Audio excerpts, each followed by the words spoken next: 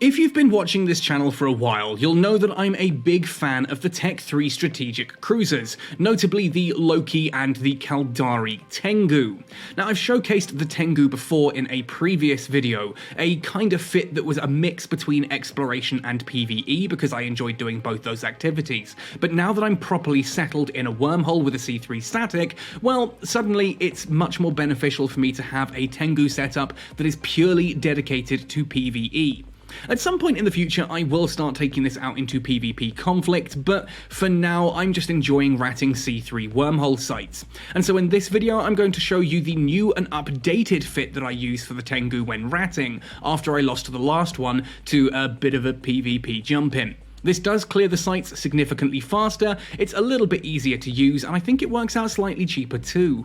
Ahoy there folks, I'm Captain Benzie and welcome back to another video for EVE Online. In today's video we're going to be taking a look at the Caldari's Tech 3 strategic cruiser, the Tengu.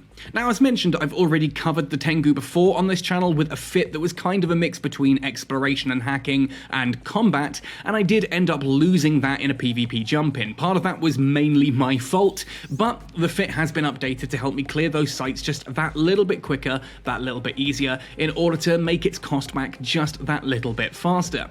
Now, as such, if you do enjoy this video, I do strongly recommend going and checking out the other one as well. The fit is still absolutely viable, especially if you want to use a half and half mixed Tengu, something that you use if you're just day tripping or like wandering a nomadic lifestyle through wormholes. But this is much more dedicated towards a combat vessel, and you'll probably find that this will run things like DED sites and some of the more intense PvE out there as well. I know a lot of people use these things for like nullsec ratting. I've not done it myself, but I have been told it is a valid option for it.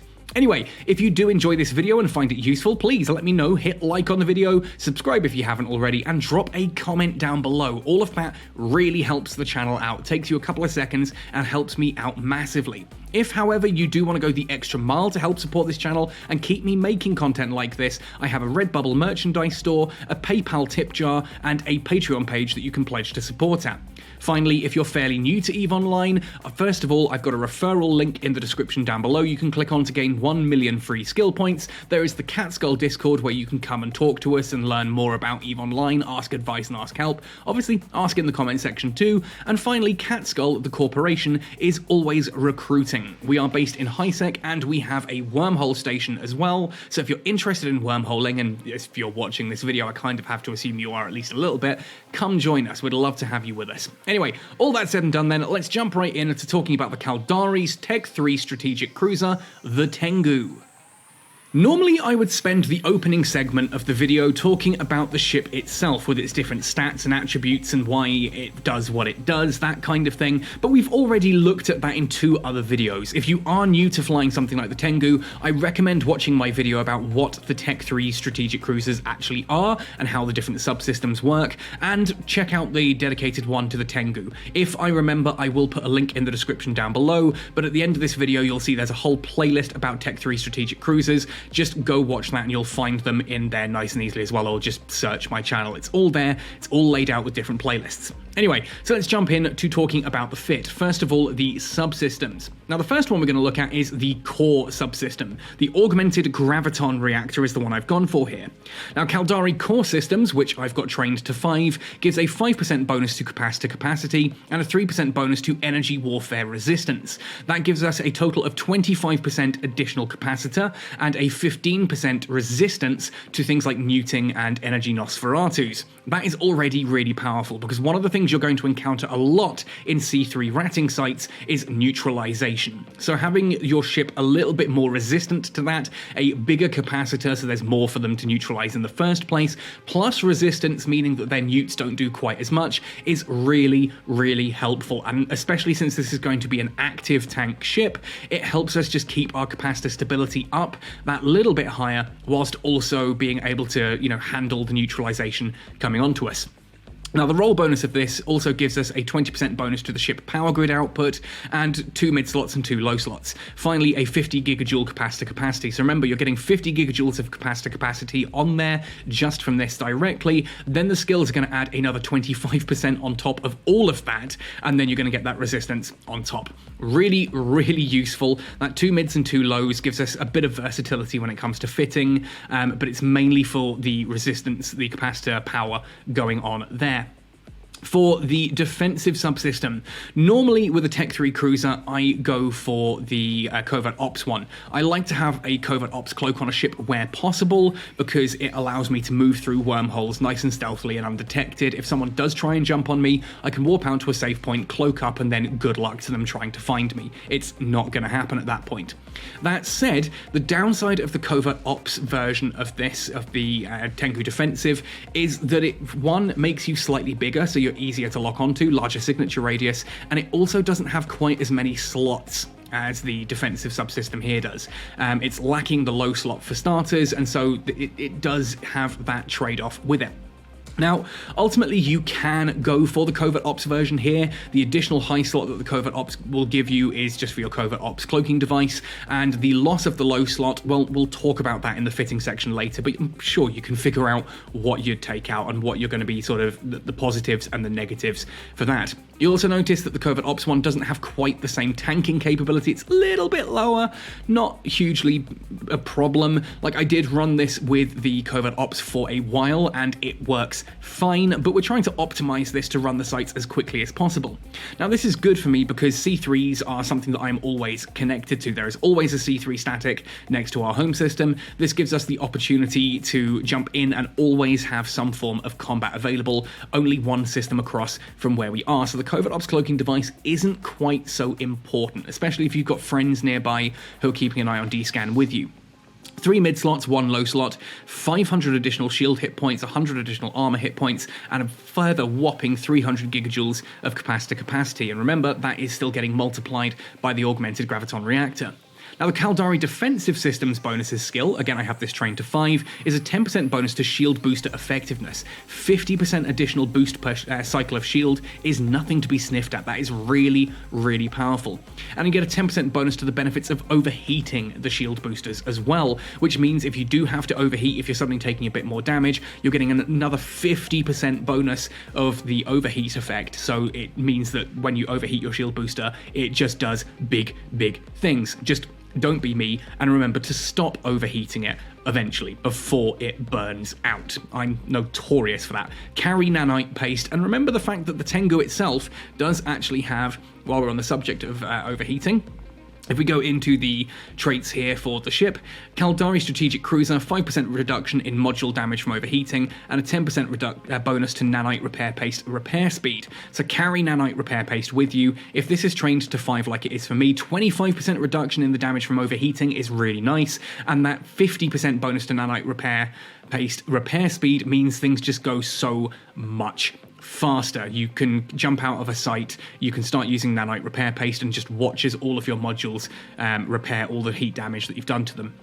Now, the offensive subsystem, that's pretty obvious here. I like heavy assault missiles. They're one of my favorite weapon systems in the game, and the Tengu really does excel with them. The roll bonus for this subsystem is 25% reduction in the power grid and CPU fitting costs of rapid light missiles, heavy missiles, and heavy assault missile launchers. We're going to be going with the heavy assault missiles. We get 7 high slots, of which 6 are launcher hardpoints, a load of power grid, and a load of CPU. So straight away, when you're looking at the offensive subsystems for the Tengu, you've basically got an option between missiles, railguns, or logistics. Obviously, we don't want logistics. We're not using railguns. Therefore, we've only really got one option. This is kind of the easiest subsystem to choose because it's just based on what weapon you want to be using.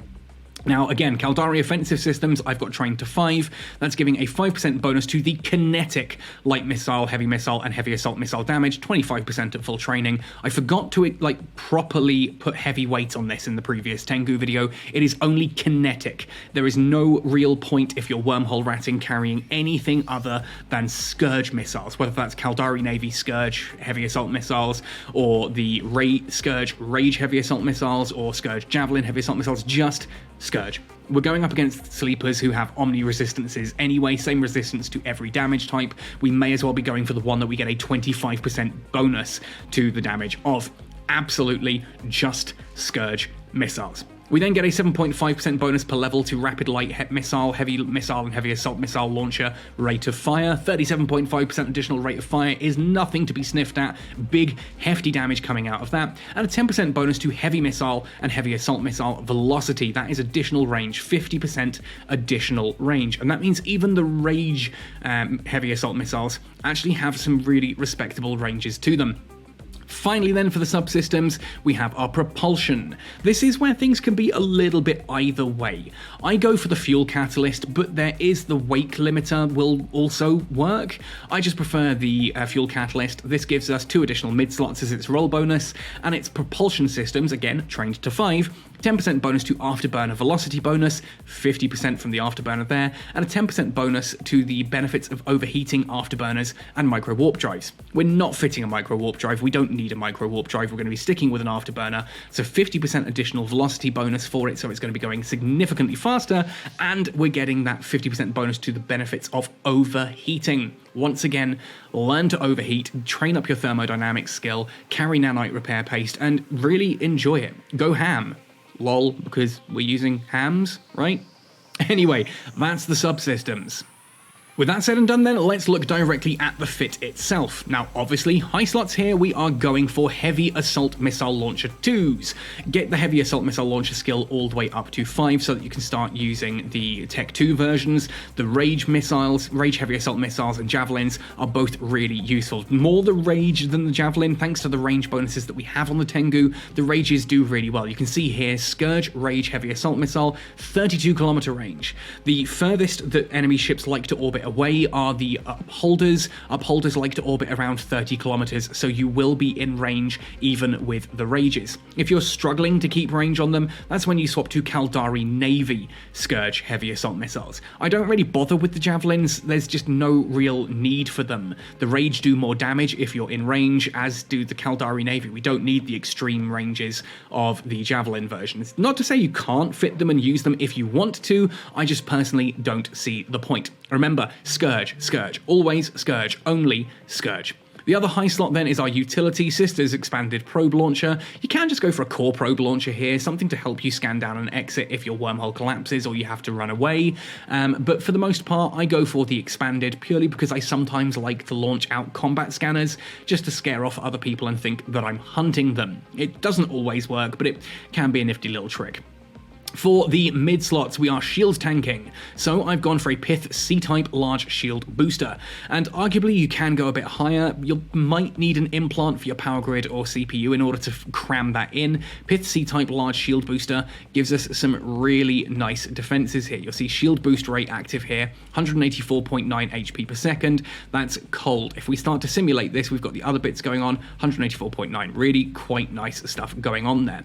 Continuing the theme of tanking, we've got a Multispectrum Shield Hardener 2. Again, you can bling this up if you want. I wanted to keep this fit really, really cheap, but there is nothing stopping you taking that up higher if you want to make it that little bit easier.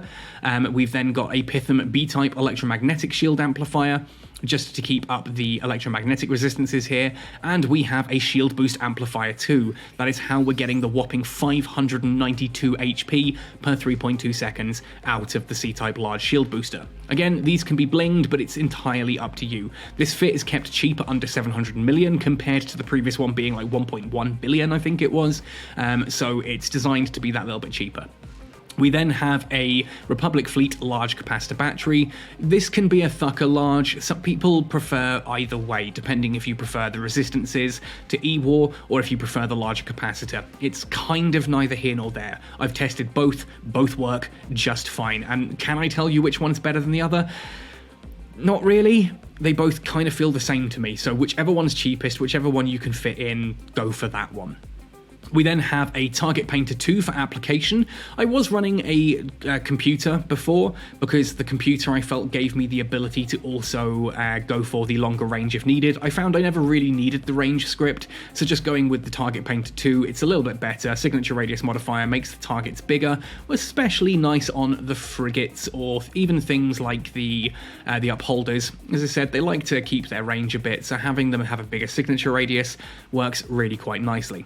Finally, for the mid-slots, 10 meganewton Afterburner 2. Again, this one you might want to bling up. The 10 meganewton Afterburner 2 is more than enough. We're getting 611.76 meters per second out of this with the skills that I have available. But if you want to bling this a bit higher to go even faster, that's going to help you reduce the incoming damage. We are going to be running that pretty much the entire time we're in that combat site. For the low slots then, we're going for damage and application. Gone for 2 Ballistic Control System 2s and a Missile Guidance Enhancer 2. Again, these can be blinged if you really want to. These are probably the lowest priority for bling because it doesn't really do all that much. I have played around with using a Polybolos in the Missile Guidance Enhancer's place. It gets a bit more damage and a bit less application. The frigates take slightly longer to kill, but I think things like the cruisers and the battleships die a bit faster. That's certainly something you can toy around with if the Polybolos is something that you want to play with.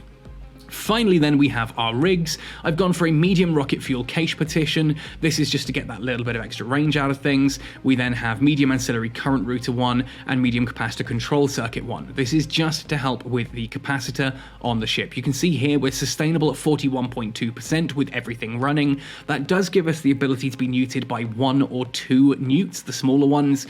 If you're in a Fortification Frontier stronghold, for example, you do still want to get rid of one of those upholders quickly to stop you being neuted out, but you've got plenty of time in order to do so. Just make it your priority and you will be fine. Good delta there, 4.8 gigajoules per second, 8.1%. It's not huge, but it's solid enough for what we need. This gives us, all in all then, 821.1 DPS. We don't have to worry about drones in this. That is coming purely from the heavy assault missiles. We then have resistances here. Minimum resistance is 60% on electromagnetic, up to 72% on thermal, and that's with a fairly large shield tank of 3,000, nearly 4,000 hit points there worth of EHP. Nearly 20,000 across the board. More than enough for what we need here. Anyway, enough of me talking about the fit. Let's showcase it.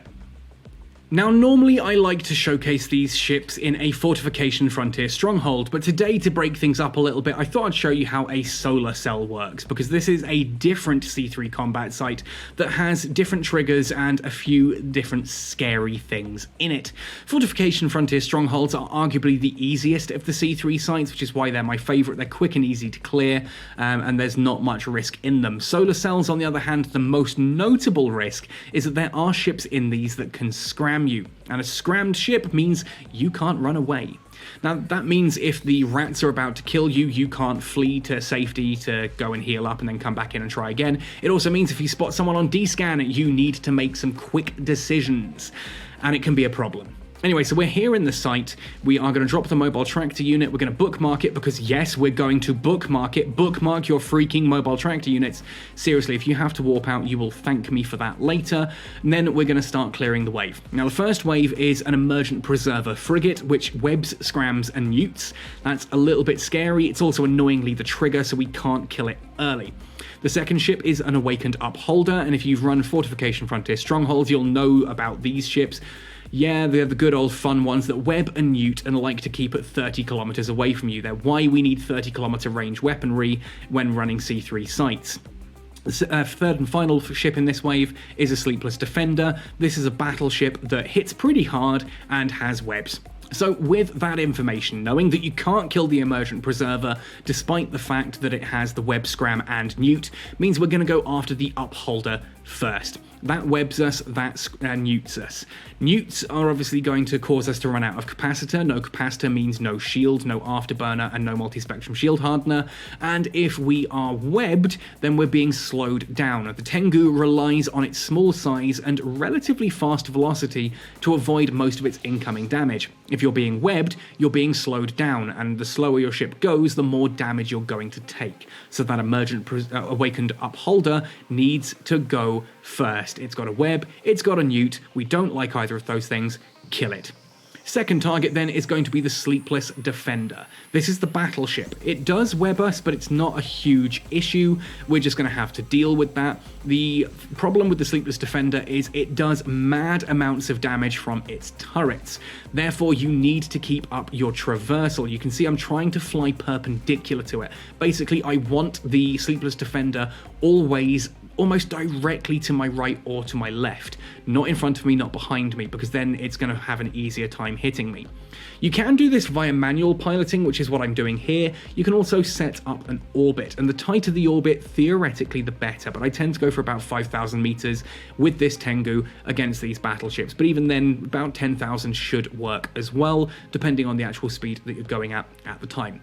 Anyway, as you can see, it does take a bit of time to chunk through this battleship, so therefore I am going to skip ahead. After what feels like an eternity of being web-scrammed and neutered, we finally get our revenge there on the Emergent Preserver, shoot it in the face till it dies, and spawn in Wave 2. Wave 2 is 2 Emergent Defenders, these are frigates that can web. We have 2 Emergent Upholders, these are frigates with neutralizers and remote repairers and are the most annoying things in the world. Again, these are typically the triggers for Wave 3. Why is it always the most annoying ships that end up being the triggers?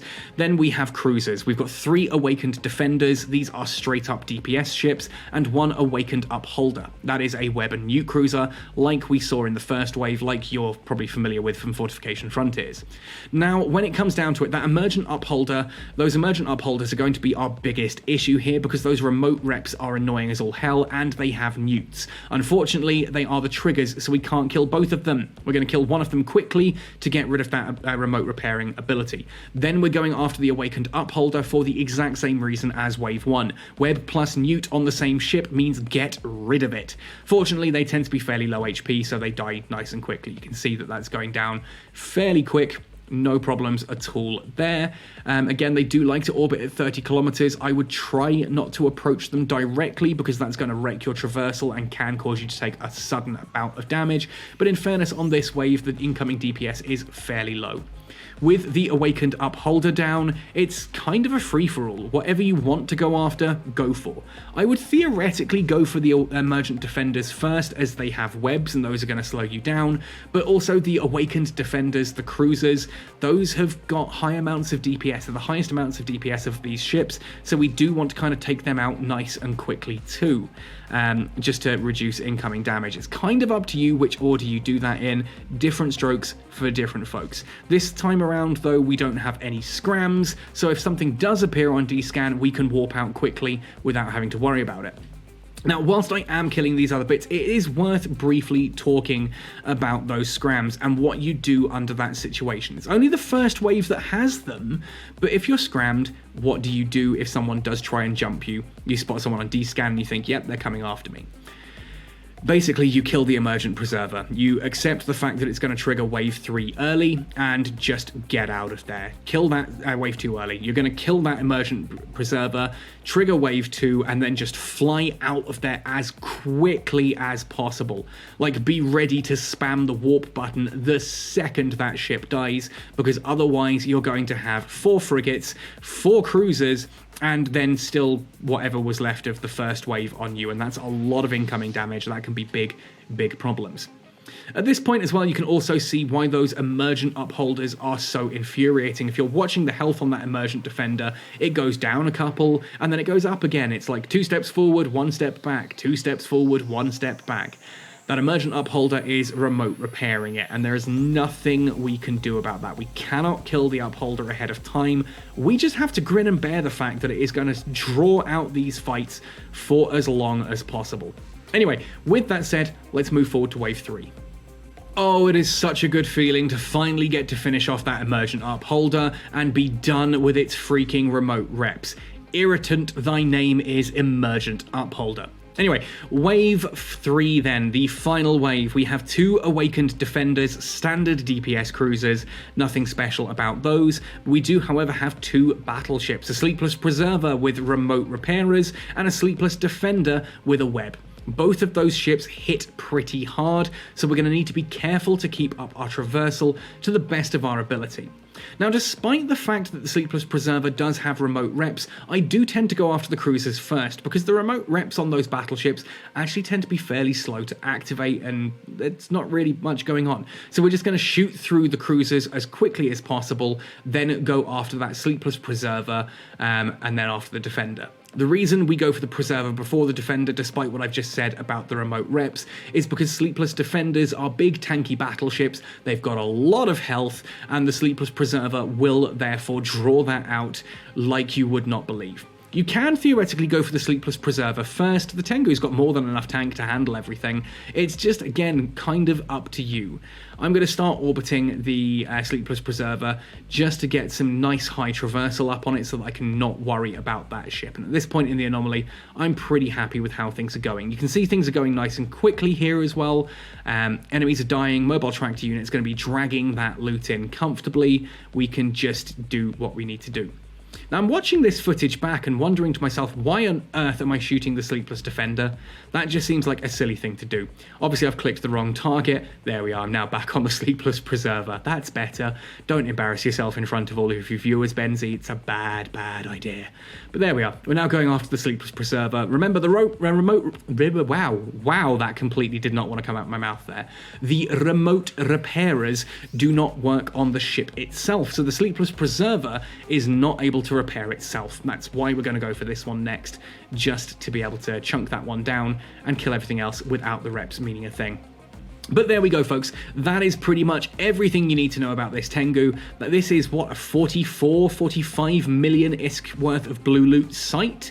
Nice and easy to run in a Tengu. The question I often get asked is, can you do a ruse and outpost frontier? Yes, you can. A ruse isn't bad at all. It's a pretty straightforward site, actually. Do check out my wormhole PDF on the Catskull Discord if you want to get a full breakdown on how all these sites work, what ships spawn in, which ones are the triggers, and what those ships do. Literally, I've gone into everything, including the movement speed of those ships, what range they will try to orbit you at, all of that jazz there, to give you a full message.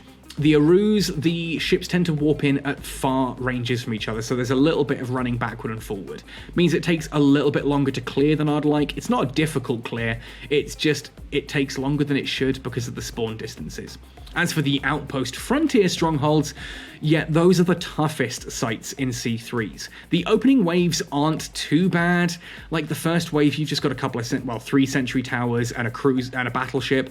The second wave is just 4 cruisers that are standard defenders. It's the final wave that's the problem. You get 4 emergent defenders, which are frigates with webs, followed by 2 sleepless defenders, which are battleships with webs. So you're going to be moving fairly slowly, and you're going to be having a lot of incoming damage from those battleships. It's very quick and easy for those battleships to just utterly wreck your day.